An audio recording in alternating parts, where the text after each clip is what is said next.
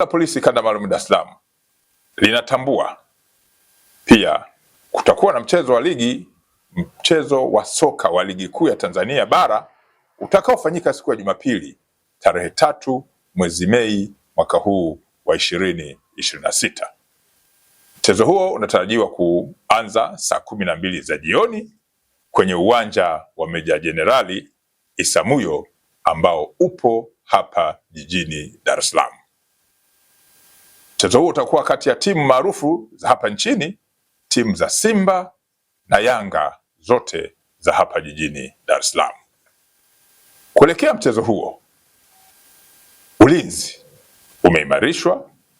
Mashabiki, wapenzi na wadau wote wa soka mnakumbushwa kujiepusha na vitendo vyote vilivyo kinyume na utaratibu wa soka au vinavyoweza kuvunja amani.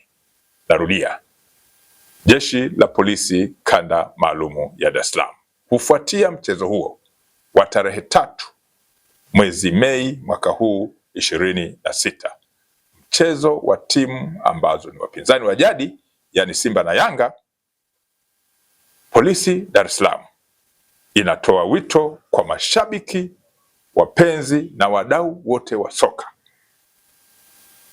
kuwa wajiepushe na vitendo vyote vilivyo kinyume na utaratibu wa soka au ambavyo vinaweza kuvunja amani.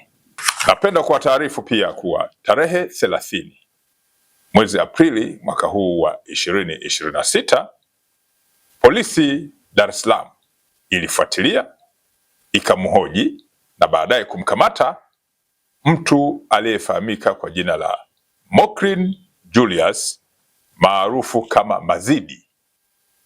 Huyu ni mkazi wa Salasala Kinondoni hapa jijini Dar es Salaam. Huyu alikamatwa kwa tuhuma za kusambaza taarifa za uongo mtandaoni zenye lengo la kujenga hofu na taharuki, kuwa amenusurika kutekwa na mtu asiyemfahamu, lakini uchunguzi wa awali ulipofanyika imeonyesha taarifa zile hazikuwa za kweli na malengo yake ilikuwa ni kujenga taharuki kwenye jamii. Mtuhumiwa huyu Mockrin maarufu kama Mazidi atafikishwa kwenye mamlaka zingine za kisheria kwa hatua zaidi za kisheria.